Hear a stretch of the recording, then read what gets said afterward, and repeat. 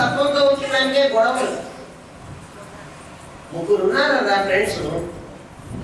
ఒకడు సత్వం, వీడు ఎప్పుడు మంచి దారిలోనే ఉంటాడు.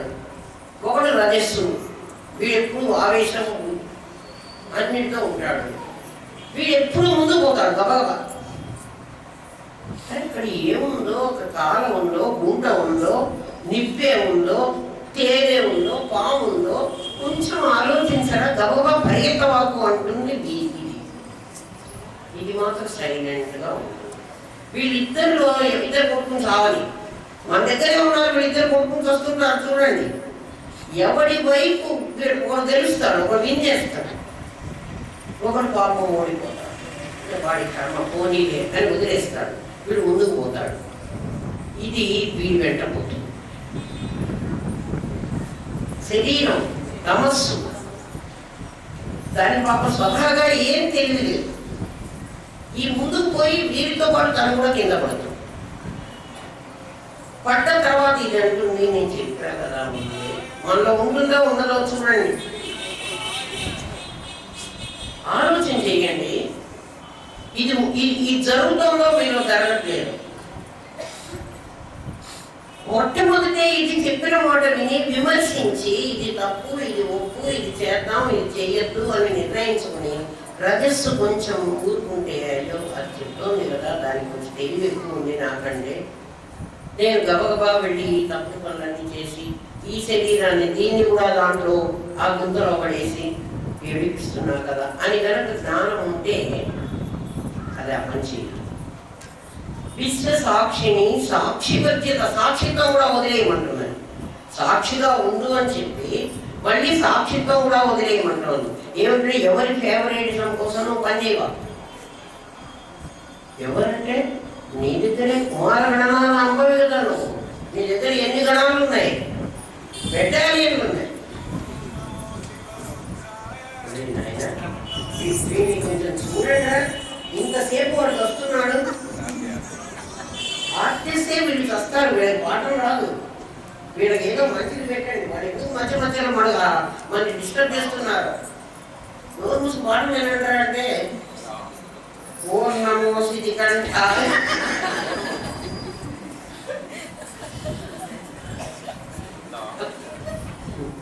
ఎందుకంటే శివుడికి అన్ని అమ్మవారి గురించి చెప్తున్నారు. నన్ను గురించి కూడా చెప్పాలి. స్థితి కంఠ ఓం నమో నిటలాక్షాయ చెప్తున్నది. నీ సంగతి కూడా చెబుతున్నానయ్యా. ఎందుకు సత్ అంటే నువ్వే కదా, ఎందుకట్లా గుర్తు చేస్తావు? ఇక్కడ లేడీ డామినేషన్ అని ఆయనకి లోపల బాధ. నీ కథ కూడా చెప్తున్నాను. ఇద్దరు ఈక్వల్ గా ఉన్నారని చెప్తున్నా. ఒకళ్ళు ఎక్కువ లేదు, ఒకళ్ళు తక్కువ లేదు. ఆమె గురించి చెప్తే ఈయన గురించి చెప్పినట్లే కదా. మరి ఆయన ఎందుకు అంత తొందర కదా? అందరూ ఈయన రియాక్ట్ కావాలి. శివయ్య కూర్చో, ఒకసారి కాదు శివయ్య.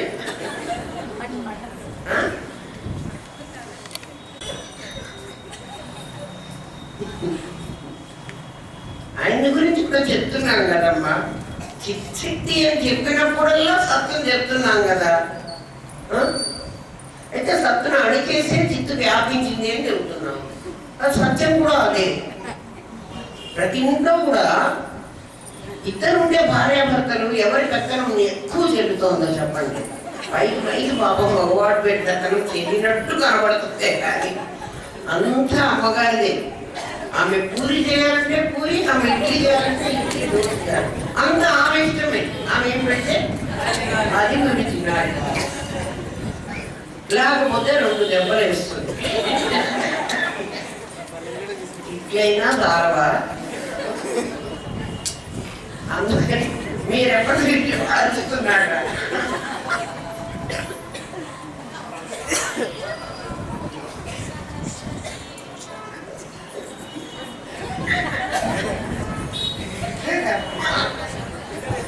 అసలు చేస్తే వాళ్ళకదే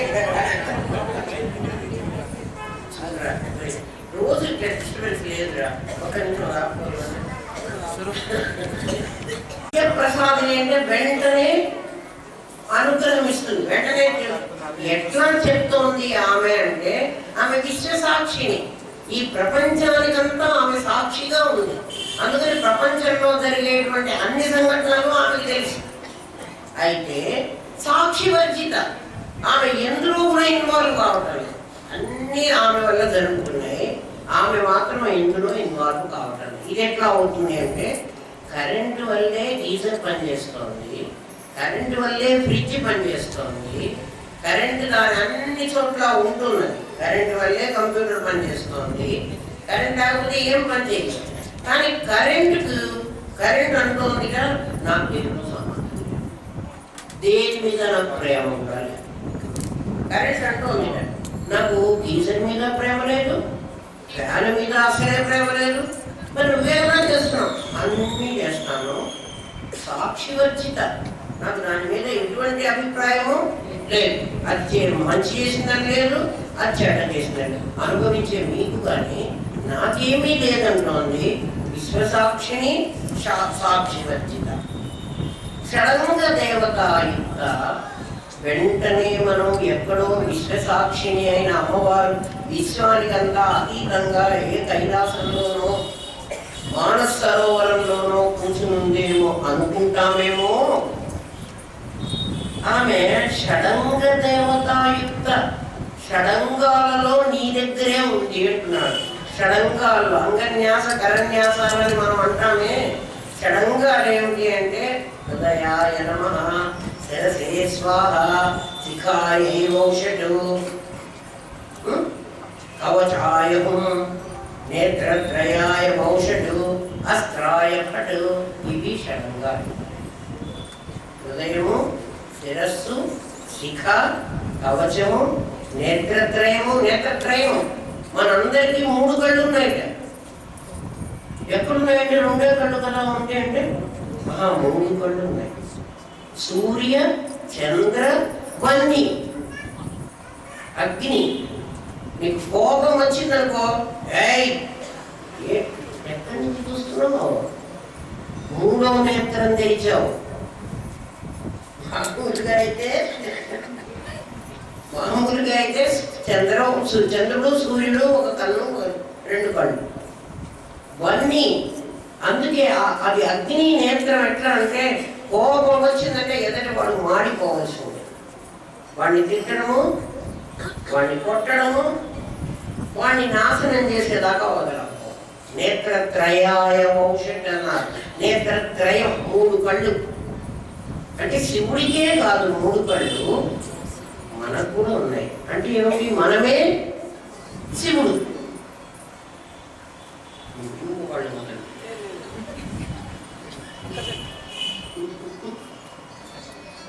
షడంగ దేవతాయుక్త. ఇప్పుడు ఇవన్నీ ఈ అంగములన్నీ ఎక్కడున్నాయి? హృదయాయ నమః, శిరసే స్వాహ ఎక్కడున్నాయి? నీ లోపల ఉన్నాయి. అంటే అమ్మవారు ఎక్కడో ఉందా? నువ్వేనా?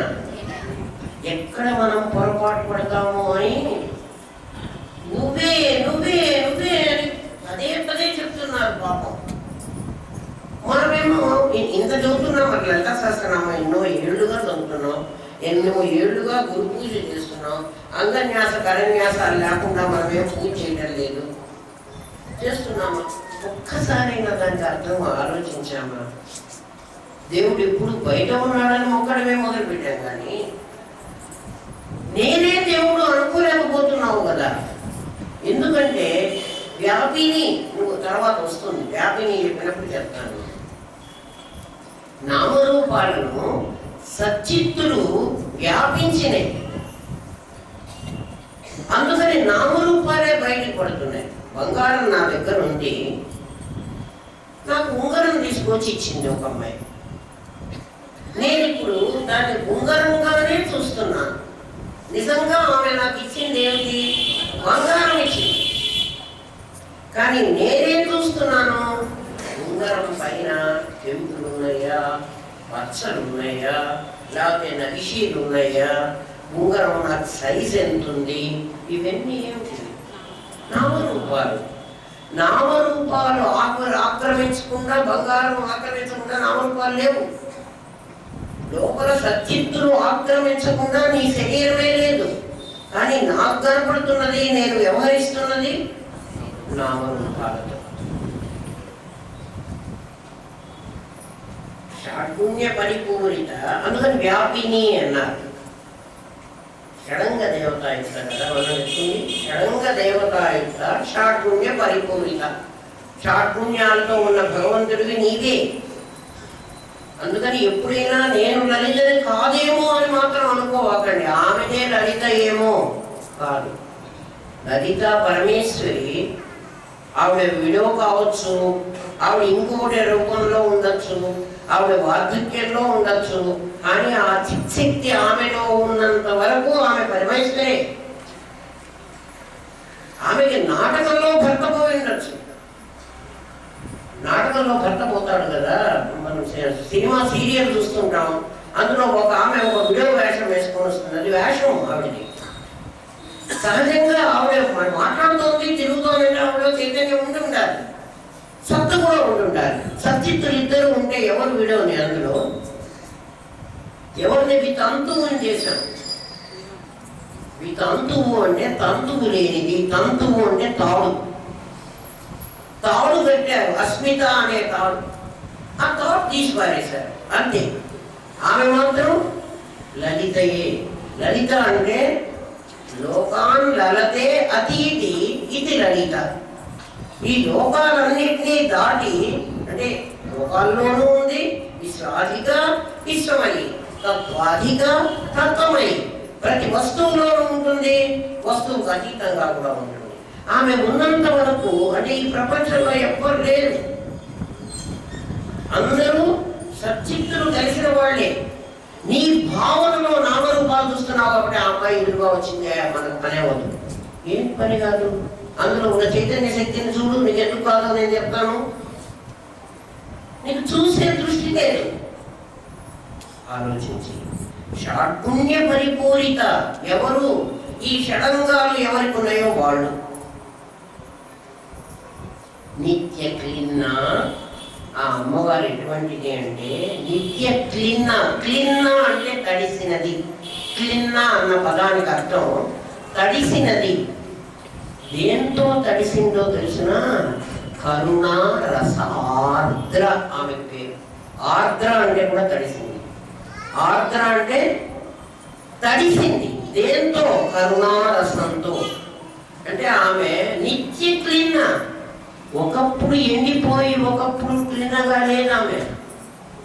ఆల్వేస్, ఎప్పుడు కూడా ఆమె దయనే ఉంటుంది, కరుణారసమే ఉంటుంది. నిత్య క్లీన రసార్ద్ర హృదయ అని అమ్మవారు రసార్ద్రం, రసము చేత తడిసింది.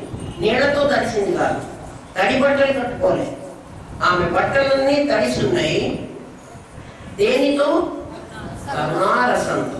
ఒక తడి బట్టలు కట్టుకున్న వాళ్ళని మనం ముట్టుకున్నాం అనుకో, ఏమవుతుంది? తడి అంటుతుంది కదా. కరుణారసంతో తడిసిన ఆమెని నీ లోపల పెట్టుకున్నావు అనుకో, నువ్వు కూడా కరుణారసంతోనే ఉంటావు. మరి నీకు వేరే రసం ఎక్కడి నుంచి వస్తుంది? మరి మనందరికీ ఇంకో రసం వస్తుంది కదా, దుఃఖ రసం. ఏడుపు రాగానే నేను దుఃఖితురాలనా?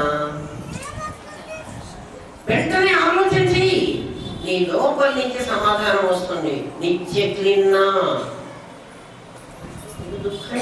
దుఃఖంతో ఎందుకు తప్పుతున్నావు? దుఃఖం వచ్చిందంటే, దుఃఖం వస్తే కూడా తడుస్తుంది, కళ్ళన్నీ నీళ్లు నిండుతాయి. మరి కరుణారసంతో నిండాలి కానీ దుఃఖంతో నిండకూడదు. నిత్య క్లీన్న. నువ్వెలా ఉండాలి అంటే నిరూపమా. నీతో సమానమైన వాడు ఇంకోళ్ళు ఉండవు. నీ బిహేవియర్ నిరూపమా. ఉపమా అంటే అలాంటిది. నిర్వాణ సుఖదాయిని. నీ కరుణారసం ఎందుకు పనికి రావాలి అంటే నిర్వాణ సుఖం. నిర్వాణ సుఖం అంటే మోక్ష సుఖం. నిర్వాణ సుఖము అంటే మోక్ష సుఖము. నిర్వాణ సుఖదాయిని నిత్య షోడశికా రూప. అమ్మ ఆలోచించి 15 నీ దగ్గర ఉన్నాయి. క్షయ, వృద్ధి, వినిర్ముక్త. అవి పెరుగుతూ ఉంటాయి, తగ్గుతూ ఉంటాయి. మనలో ఉన్నటువంటి కళలు నిర్మాణము, విచ్ఛిన్నము అనే 2 పనులు జరుగుతూ ఉంటాయి. చిన్న పిల్లల్లో నిర్మాణ క్రియ జరుగుతుంది. ఎప్పుడు పెరుగుతారో మనకు తెలియదు, పెరుగుతూనే ఉంటారు. పెద్దవాళ్ళల్లో విచ్ఛిన్న క్రియ జరుగుతుంది. కొంతకాలం అయిపోయిన తర్వాత ముసలి శరీరం మనకు తెలుస్తూనే ఉంటుంది. ఈ నిర్మాణము, విచ్ఛిన్నము 2 కాకుండా క్షయము, వృద్ధి. నిర్మాణం, విచ్ఛిన్నం అంటే క్షయము, వృద్ధి. ఈ 2 లేకుండా ఒక కళ నిత్య నిరంతరం ఉంటుంది. అది అమావాస్య రోజు ఉంటుంది. అమావాస్య రోజు సూర్యుడిలో ఉంటుంది ఆ కళ. అమాంతము అంటారు దాన్ని నిత్య అనే కళ అంటారు. అందుకే చంద్రుల్లో 15 కళలే ఉంటాయి. 16వ కళ సూర్యుడిలో ఉంటుంది. సూర్యుడిలో నుంచి చంద్రుల్లోకి వెళతాయి కళలు. రోజు ఒక కళ, దాన్ని చంద్రకళ అంటారు. ఆ చంద్రకళ సూర్యుడిలో నుంచి చంద్రుడిలోకి వెళుతుంది. ఎలా వెళుతుందండి? సూర్యుడిలోంచి చంద్రుడిలోకి అంటే చంద్రుడు కూడా ఒక రాయి, సూర్యుడు ఒక మండుతున్న అగ్నిగోళము. ఈ భూమి ఇలా తిరుగుతున్నప్పుడు సూర్యుడిలో ఒక్క కళ మాత్రమే చంద్రుడి మీద పడుతుంది. రేపు మళ్ళీ భూమి ఇలా తిరిగినప్పుడు 2 కళలు పడతాయి. ఎల్లుండి 3 కళలు పడతాయి. తర్వాత 4 కళలు పడతాయి. అదే దాన్ని ఇది పాడ్యమి, ఇది విధియ, ఇది తదియ, ఇది సవితి, ఇది పూర్ణిమ. చతుర్దశి, పూర్ణిమ. చతుర్దశి అంటే 14, పూర్ణిమ 15. ఇప్పుడు భూమి ఇటు తిరగడం మొదలు పెట్టేసి మళ్ళీ ఆపోజిట్ మళ్ళీ తిరుగుతుంది. ఇంకా అట్లా తిరిగినప్పుడు ఒక్కొక్కటి పోతూ ఉంటాయి. ఎలాగైతే పడ్డాయో దాని మీద ఒక్కొక్కటి పడకుండా పోతుంటాయి. అందుకే చంద్రుడు చూడండి మనకి ఇలా కనపడతాడు. ఒక్కొక్క కళ, దాన్ని చంద్రకళ. ఈ 16వ కళ ఏదైతే ఉందో అది ఆయన దగ్గర ఉండి, ఎవరి దగ్గర? సూర్యుడి దగ్గర ఉండి అది నిత్య. ఈ ఈశ్వరుడికి, సదాశివుడికి స్థితికంఠ నీ వేరే పెరుగుతున్నా విను. ఆయనకి నిత్య, ఆయన తల మీద ఒక చంద్రశేఖరుడు, ఈయన పేరు చంద్రశేఖరుడు. చంద్రశేఖరుడికి చతుర్డు అంతా పడాలి కదా, పడడు. ఒక్క కళ పడతాడు వాడి మీద. వాడు నిత్య, వాడికి వృద్ధి క్షయాలు లేవు. అందుకని అది 16వ కళ. చక్కగా నిత్య అనే పేరు పెట్టుకోండి ఎవరైనా, మంచి పేరు అది. నిత్య అంటే పర్మనెన్సీ. నిత్య ఎవరు అంటే షోడశికా రూప. 16వ కళ నిత్య. అది పెట్టుకోండి. ఎవరికైనా పేర్లు కావాలంటే మీరు అడుగుతూ ఉంటారు కదా. నిత్య షోడశికా రూప. అది చంద్రశేఖరుడు. అందుకైనా ఆయన ఆ చంద్రకళ ఎందుకు ఆయన అయినాడంటే ఆయన గరణం మింగాడు. పాపము ప్రపంచంలో ఉండే కష్టాలన్నీ ఆయన మింగాడు. గరణం అంటే విషం తాగాడు అనుకోవాకండి.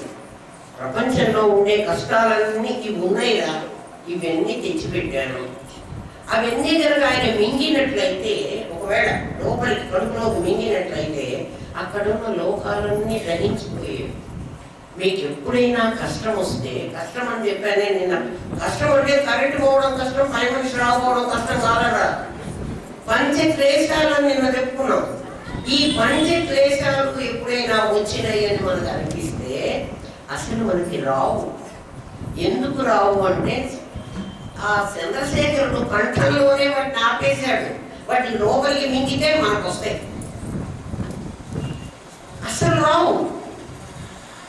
కష్టాలు వచ్చినాయని అనుకోవాకండి, కష్టాలు అసలు రావు. ఎందుకంటే అన్నీ ఆయన గొంతులో పెట్టుకుని దాచుకున్నాడు.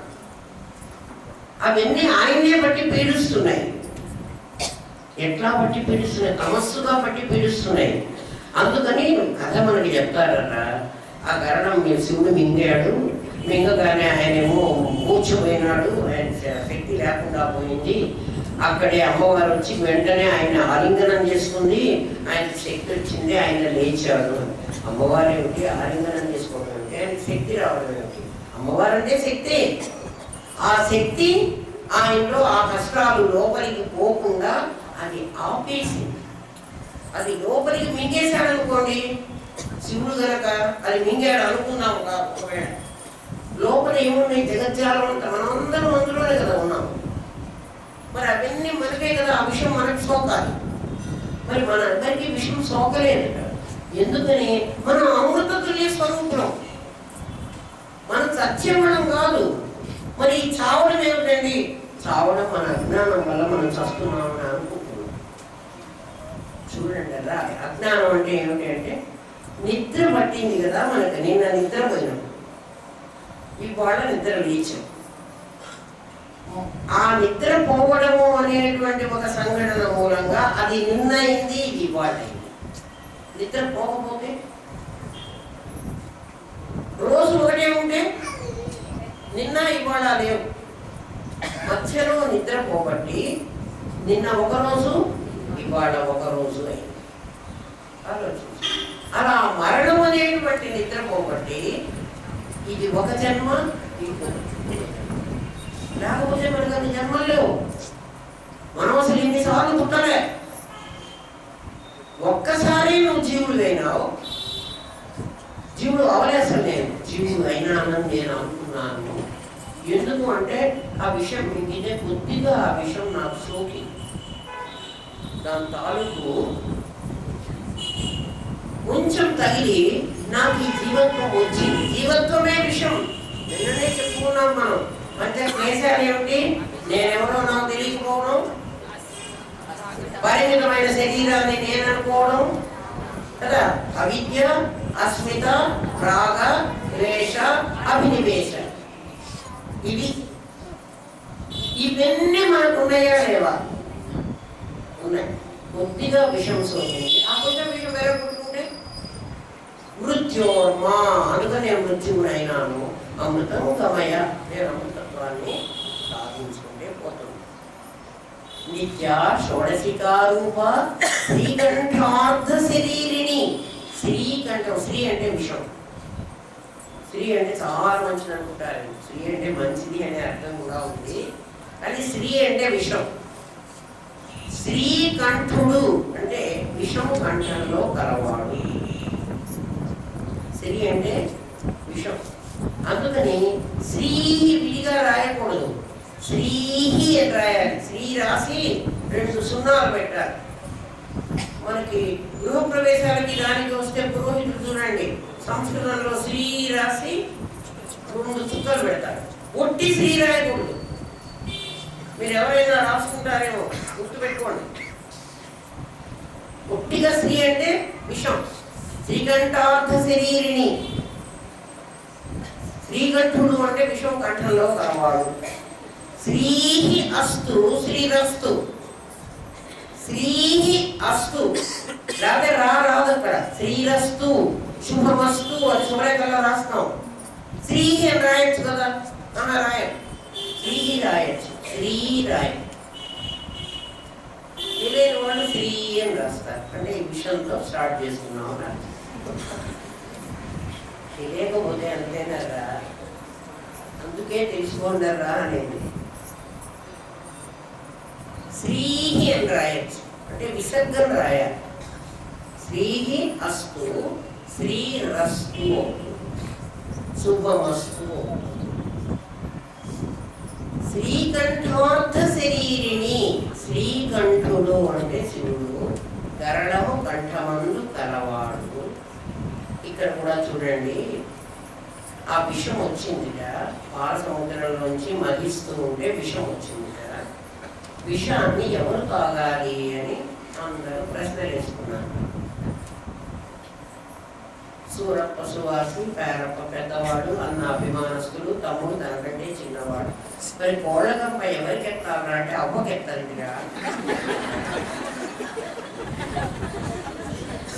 ఆమెతారా సూరప్ప సువాసి, వాడు పాప చాలా నాజుకు, వాడు ఎత్తుకోలేదు.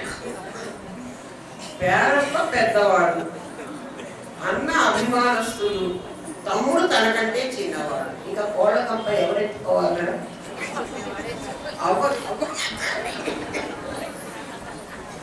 అవ్వకి కోళ్ళ గంప ఎత్తమన్నారు. పెద్ద ఎవరు అంటే అమ్మల గన్నయ్యమ్మ, మూరమ్మల మూలపురమ్మ, చాలా పెద్దమ్మ. ఎవరామె? లలితా పరమేశ్వరి, సర్వమంగళ ఆమె పేరు. ఎంత మంచి పేరు! అసలు పురాణాలన్నీ డీకోడ్ చేసేసుకోండి, మీకు మంచి మంచి అర్థాలు వస్తాయి. పురాణం కథలాగా, కల్పిత కథలాగా వింటే అసలు ఏం బాగుండవు, పిచ్చి పిచ్చిగా ఉంటాయి. కుకిలి పురాణాలు అంటారు వాటిని. అందుకే వేరే వాళ్ళంతా మన హిందూ మతంలో మనకి పురాణం సంగతి మనకు తెలియకపోబట్టి వాళ్ళంతా మీ కథలన్నీ పిచ్చి కథలు అని వాళ్ళు మీ భారతం పొంగు, రామాయణం రంగు, ఏదో అట్లాంటి మాటలన్నీ మన అంటారు. అంటే నిజంగా మనకు కూడా తెలియదు కదా. హిందూ మతం అంటే హిందువులకు ఏం తెలుసారా? ఏం తెలుసు. క్రైస్తవ మతం అంటే క్రైస్తవులకు కూడా తెలియదు. అదేం కాదు, మనకు కూడా తెలియదు పాపం. అందుకని ఎవరిని మింగమన్నారు అంటే పెద్ద ఎవర్రా అంటే శివయ్య.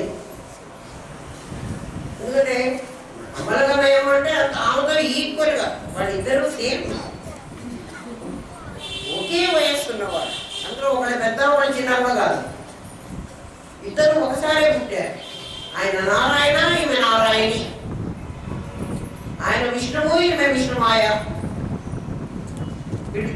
ఇద్దరు సేమ్. అందుకే చూడండి, పార్వతీదేవి ఎప్పుడు నల్లగా ఉంటుంది, విష్ణువు నల్లగా ఉంటాడు. అమ్మవారు తెల్లగా ఉండదు,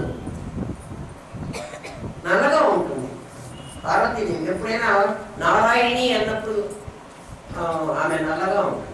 లక్ష్మీ సరస్వతి పార్వతి గారు అంటే కృష్ణుడితో పాటు అక్కడ పుట్టిందే ఒక ఆమె. కంసుడికి చెప్పిందే, నాతో పాటు కూడా పుట్టి ఉన్నాడు, మేమిద్దరం ఒక్కసారి పుట్టాం,